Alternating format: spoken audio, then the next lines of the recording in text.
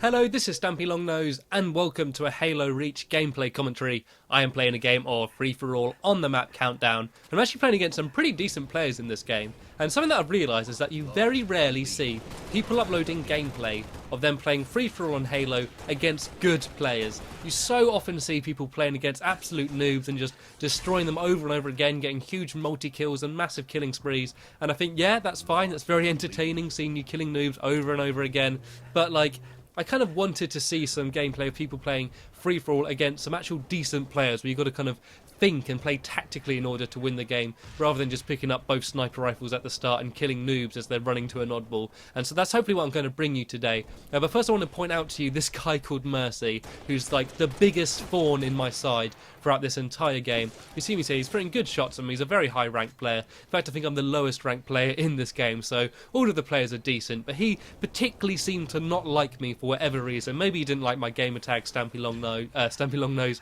and he decided that I should die. And look, wherever I go, he's just there. I was at top, I run right down to the bottom, and he just kind of drops down and starts shooting me. And it seems that no matter where I run in this beginning section, he's always there. And I do win this game, but he's the person who comes in second, and you'll see he's constantly after me. And once again, I run up, and he's here shooting me in the back. That's him shooting me right now, and he does eventually manage to take me out. So now every time that I see Mercy from this moment on, I'm like, right, I'm going to put some shots into you, and kind of, I realise that he's good, so I don't want him to kill me, because I don't want to give him any kills, because basically he's my biggest rival in this game, and you kind of want to play like that actually. Like, I'm sort of doing it because I was a bit annoyed at him. I wanted to try and kill him, but also just tactically, if you see there's a guy in second place, a guy that you think might win the game, you want to hunt them down, you want to kill them as much as possible, because you know what, if you get killed by the person who's in the bottom of the scoreboard, the absolutely worst player in the game who's got like one kill throughout the entire game, if he gets a kill on you, it doesn't really matter that much because he's not going to win anyway. It doesn't really affect things. The only problem about him killing you is that you're going to be on the respawn screen for a few seconds. That doesn't really matter that much. But if there's the top player like Mercy, as I do take him down there, and I know that there's a good chance that he could win this game, anytime I see him, I want to make sure that I put him down because I want to win this game. That's the reason why I'm playing it, to win this game. And I don't actually play free-for-all that often in Halo. I don't enjoy it as much as more like team-based games. And the reason I don't enjoy it so much is I feel that it often doesn't take quite as much skill to win as a team game. There seems to be a bit more luck involved in terms of when you run around a corner and someone might be one shot, you get an easy kill, or sort of you just get charged by two people and taken out and you don't really feel like there's anything to do about it. And playing an objective game on free-for-all and Halo, it's just painful to me. Playing something like King of the Hill or Oddball, it seems like it's not the most tactical player that's going to win, it's not the best player that's going to win, it's the most suicidal player that's going to win. The player that spawns, runs straight into the hill, puts his head down, stays there for 5 seconds and gets taken out, involves no skill whatsoever. If he keeps doing that the entire game, the chances are he's going to win, because that's what you've got to do. It's hard to kind of, if you're playing against 8 players and there's a hill out in the open in the middle of the map, doesn't matter how good you are, 10 grenades are going to get thrown at you, you're going to get shot and you're going to get taken out.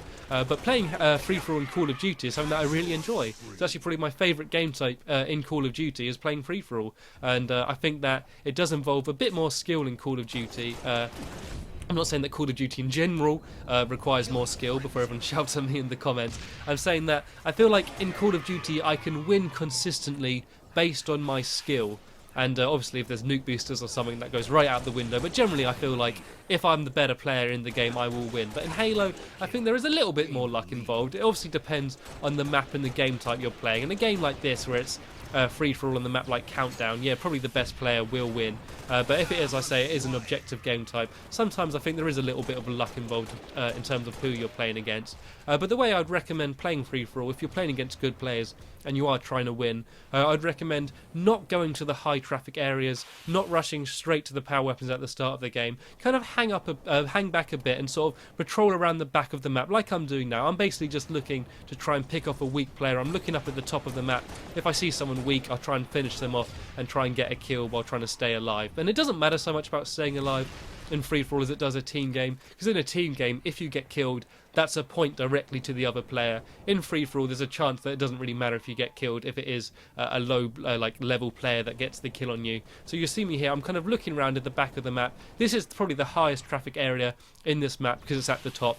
Everyone knows in Halo you want to try and control the high ground. Everyone in this game knows that, so as soon as they spawn, they're running up the lifts, going up the ramps, and trying to control the top of this map. So I don't want to be staying out here in the open too much, but if I do see a weak player, I'll try and pick him off, and I'll kind of get a kill, and then I'll back off somewhere safe again, maybe try and kill someone as they spawn, and that's how you really want to play.